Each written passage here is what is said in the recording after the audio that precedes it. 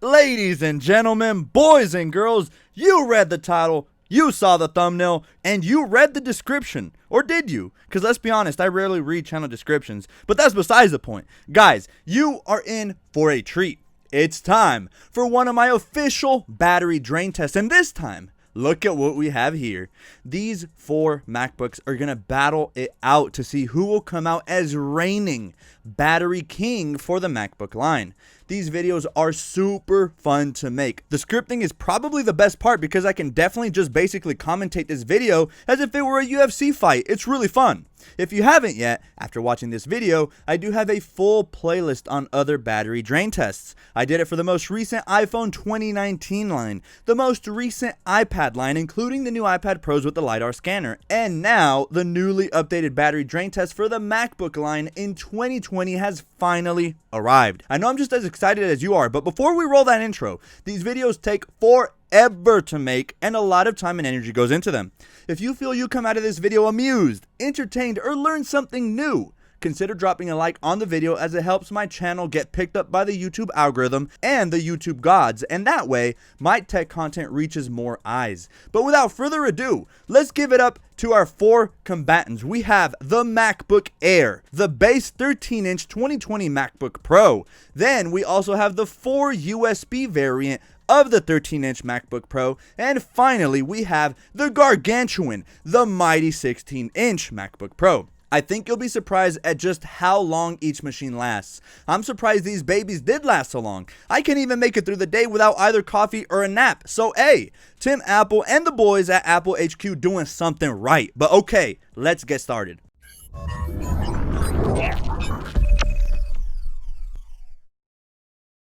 Okay, so we won't ramble on about specifications all that much because honestly, for the purpose of this video, I decided to do 0 editing. Just because I don't feel it's indicative of how the majority of people really use their MacBooks, nor did I do any export tests. So for this video, all the tests are things I feel everyday people do, that way you can get a better idea at the average battery potential of these machines. I won't bore you guys too much with specs, so I'll throw everything on the screen right now. It's a lot of info, so pause or screenshot if you need to. In particular, what makes the biggest difference for these kinds of tests are number 1, physical battery size, 2, how big the display is, and lastly, screen resolution. You see, the bigger display is, the more battery it has to use in order to have that larger display on longer. This is usually compensated with a bigger chassis and a bigger battery though. Then there's screen resolution. The more pixels the screen has to output, the more battery it will require. It just makes sense.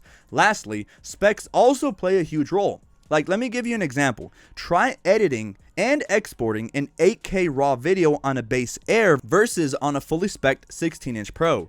Honestly, that poor Air might not even finish exporting before it runs out of battery completely. But okay, I feel most of you guys are pretty informed when it comes to tech, or you just want to see which MacBook will last you the longest. In any case, let's begin.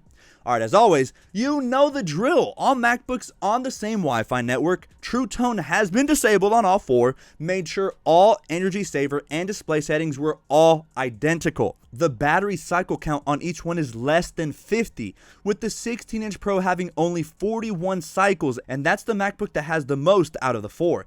Basically, all 4 are brand new batteries. Just for reference, Apple recommends swapping and replacing your MacBook battery after approximately 1,000 cycles. So yeah, in terms of battery health, we Gucci over here, man. Another quick side note as well. None of these are OLED panels. They are LED backlit displays. But for simplicity's sake, I kept all wallpapers identical. Okay, let's get this party started for real this time. So for the first test, I cranked up Hulu on Safari and ran through some good old regular show because why not, am I right? So I figured, hey, I watch a lot of Hulu. I'm sure I'm not the only one, so let's put this as part of the test. So I put all 4 MacBooks on regular show for 2 whole hours, and when I arrived, these were the following results. We'll always start with the Air and go from left to right. So again, the Air is at the farthest left, then the base 13-inch Pro, then to the right of that is the 4 USB-C 13-inch Pro with the beefier specs, and finally all the way to the right is the mighty 16-inch Pro. So after test numero uno, the Air sits at a reasonable healthy 78%, while the 13-inch MacBook Pro sat slightly higher at 79%, followed by the 4 USB-C Pro at 78%, and the 16-inch is in last place at 74%. Hopefully for now.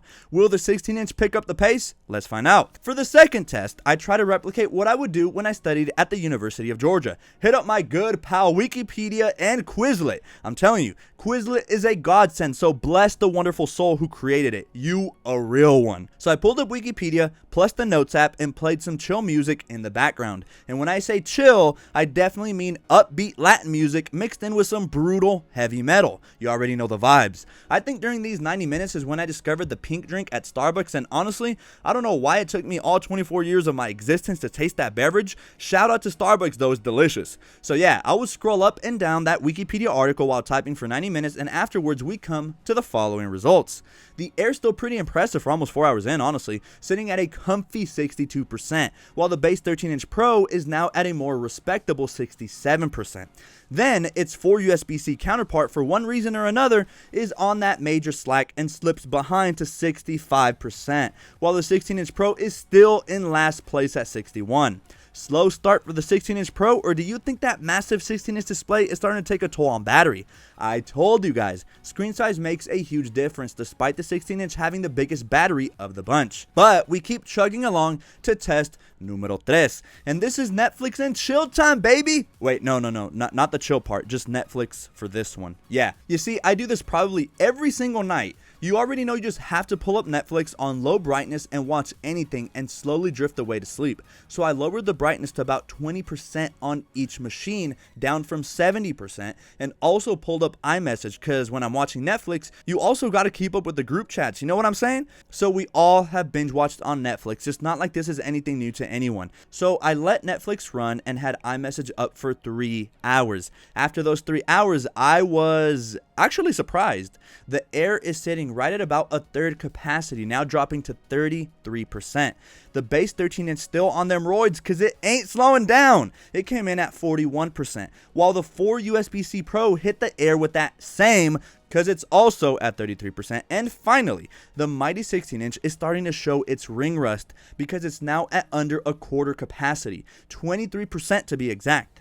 And before we continue any further, you already know I got your back. I'm gonna let you go and stretch or grab a snack and drink, and remind everyone to hit that subscribe button with bell notifications. My channel is approaching 50,000 subscribers real soon, and I think a celebration is in order with huge giveaway prizes. So make sure to subscribe and also follow me on social media, as I post a ton of channel updates, polls, and giveaway info on there as well.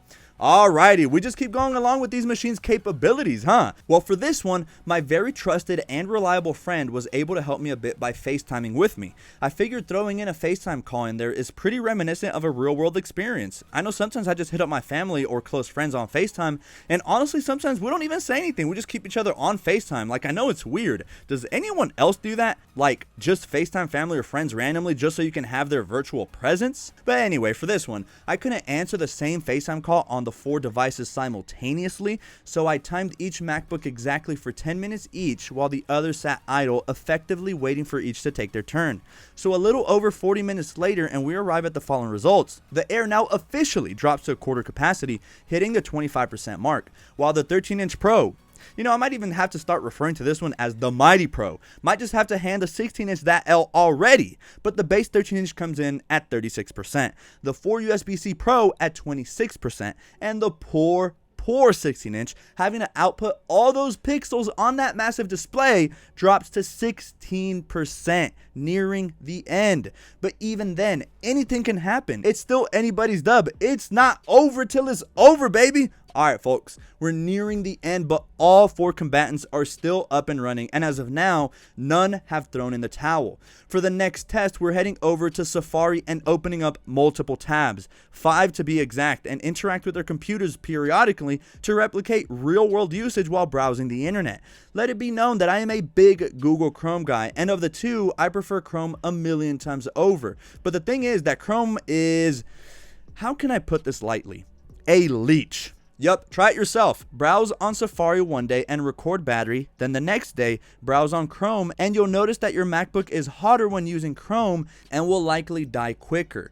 After opening up 5 Safari tabs for 45 minutes, the Air comes in at 16%, the base 13-inch Pro sits at 30%, while the 4 USB-C Pro is now at 20%, and yep, You guessed it, the 16-inch Pro is on its last legs, gasping for breath. It obviously didn't hit cardio when it was supposed to, because now it seems like it's gassing out and most likely won't survive the Chrome test.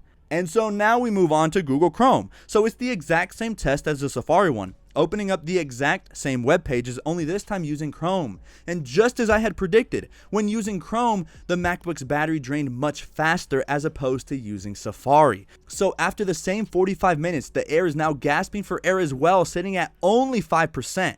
The 13-inch base hit beast mode. It hit cardio mode or something. I don't know what kind of steroids it's shooting up, but surprisingly, the 13-inch Pro is still at a relatively healthy 22%, while the 4 USB-C model is now at 11%.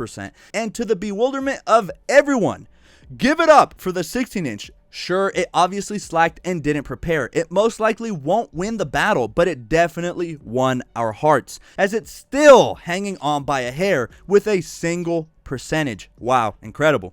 We are down to the final stretch, ladies and gentlemen. Our final test is the obligatory YouTube test. In this test, we let the MacBook sit and play one of my playlists. Actually, it's one of my battery drain playlists that you should totally check out. Not long into this test, it doesn't take a brain surgeon to figure out that yes, unfortunately, the 16-inch is the first to go. We'll reflect at the end as to the possible causes as to why it was the first to go.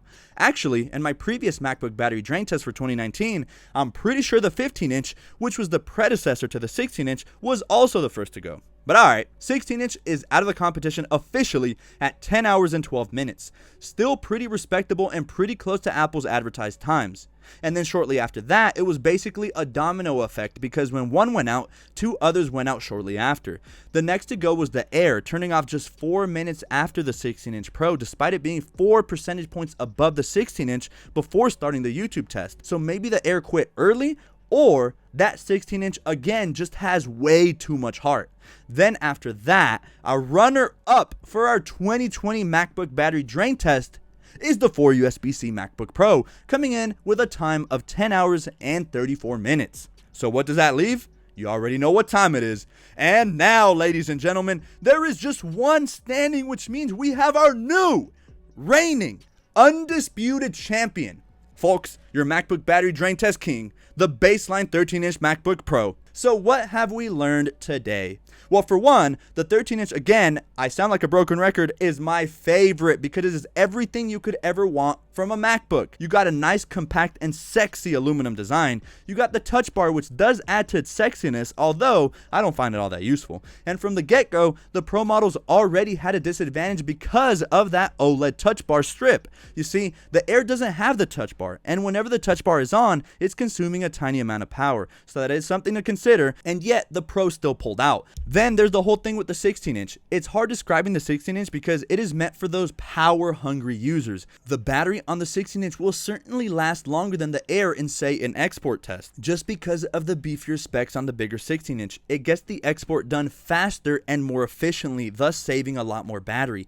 But I know the majority of you guys don't export video. That's why I wanted to do everyday tasks, and as you could see, that massive 16-inch display as compared to the 3 other 13-inch LED panels began to take its toll and eventually ran out of juice before any of the others. Still though, all of these MacBooks batteries are phenomenal and everybody's use cases are different. It totally just depends what you're doing on your laptop, but I hope this test gives you guys a pretty decent idea at how well battery will perform on these machines. So without a doubt, if you want the best battery, I'm going to point you over towards the 13-inch Pro section, as both the base and 4 USB-C won over the 2 other models. But alright, I think that's it for this video. As always, guys, I appreciate all the love and support, and I know you guys love these kinds of videos.